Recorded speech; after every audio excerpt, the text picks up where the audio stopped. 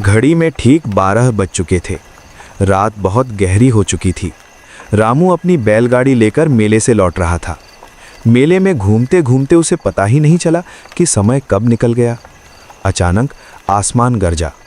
कुछ ही पलों में मूसलाधार बारिश शुरू हो गई। बूंदें ऐसी गिर रही थीं मानो आसमान फट पड़ा हो। हवा के तेज झोंके पेड़ों को झुका रहे थे। रामू ने अपनी बैलगाड़ी जंगल वाले सुनसान रास्ते की ओर मोड़ दी। ये रास्ता दिन में भी डरावना लगता था और आज तो काली रात थी।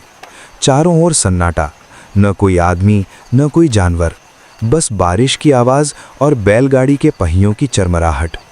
बिजली इतनी तेज चमक रही थी कि एक पल में पूरा जंगल दिन की तरह उजला हो जाता और अगले ही पल फिर सब कुछ घुप अंधेरे में डूब जाता।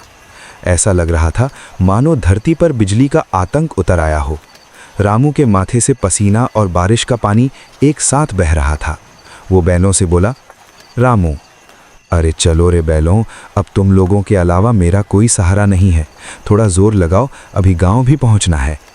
बैल चुपचाप चल रहे थे, लेकिन उनके सांस लेने की आवाज़ भारी होती जा रही थी। जैसे जैसे बैलगाड़ी जंगल के भीतर बढ़ी, सन्नाटा और गहरा होता गया। अचानक बैल रुक गए। रामू चौंक कर, अरे क्या हुआ? चलो, रुके क्यों? रामू ने कोड़ा हवा में घुमाया, लेकिन बैल हिले तक नहीं। उसी पल बिजली चमकी। उस रोशनी में रामू ने देखा बैल की आंखें लाल चमक रही थीं।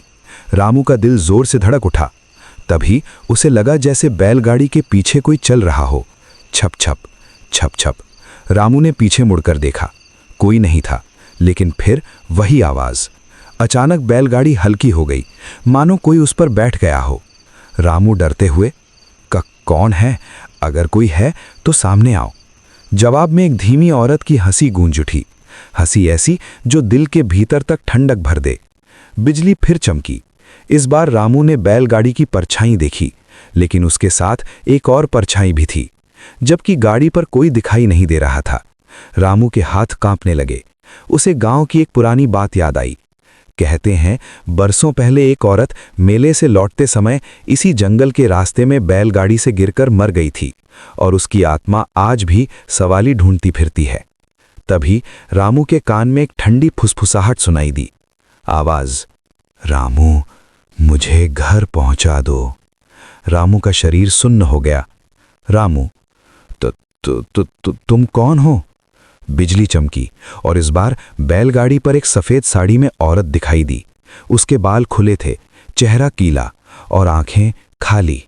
बैल अचानक बेकाबू हो गए। वे जोर जोर से रंभाने लगे और दौड़ पड़े। बैलगाड़ी खुद ब खुद चलने लगी। पहिए जमीन से ऊपर उठने लगे।